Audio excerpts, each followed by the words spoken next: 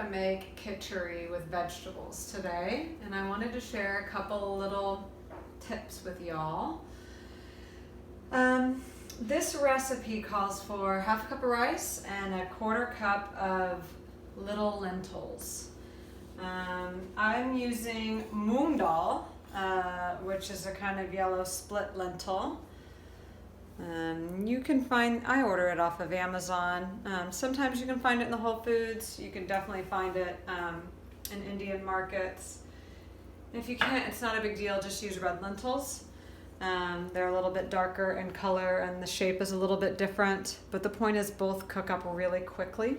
They kind of disintegrate. They don't really hold their form like green lentils would. And it's important to rinse. You can mix the rice and lentils together and then rinse it in a fine mesh colander, because you don't know who's touched these things, and they've been touched by a whole lot of people and a whole lot of machinery before they get to you.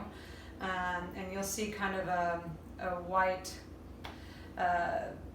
water coming off of them, and just rinse them until it runs clear.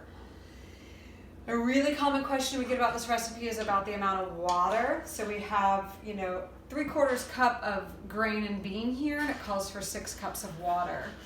Trust me, it actually takes that much water. If you do anything less, it'll be more pasty and dry. As you can see, I store everything in glass jars.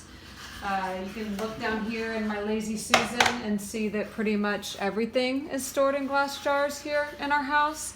It makes things look nice, it keeps them out of plastic, and it makes organizing and grabbing them really efficient and easy.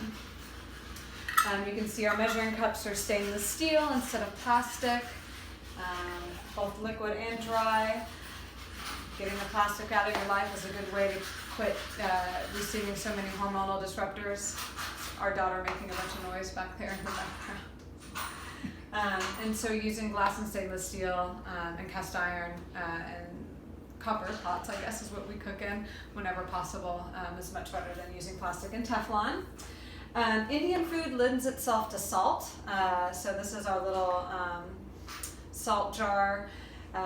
If it feels bland to you, salt adds a lot of umami. Of course, we're using Celtic sea salt and not your iodized table salt. They act very differently in the body. With this recipe, you can kind of pick and choose what veggies you want in it. I almost always put fennel bulb in it. It's a really great digestive aid. It's sweet and warm and super delicious, and it's not something that's included in a whole lot of recipes, so whenever we can dump it in, I really like to do that. And then I'm using some red Russian kale that I got from the farmer's market. This is my second favorite besides lacinato. It goes by the name either red Russian or peacock. Are there any other names that come up with that?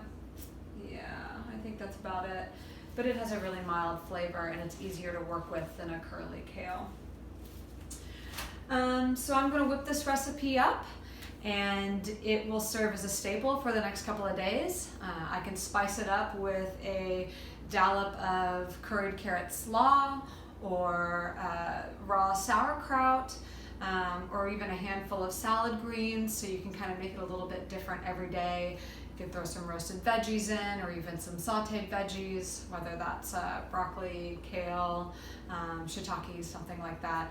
So you can make it as kind of a base note and just add to it every day with something different to spice it up a little bit. But kitchari is one of the mainstays in Ayurvedic cooking. People do kitchari cleanses, where it's what they eat for breakfast, lunch, and dinner for 3 to 7 days. So in any kind of Ayurvedic cleanse, it is absolutely a necessity. Happy batch cooking, and good luck.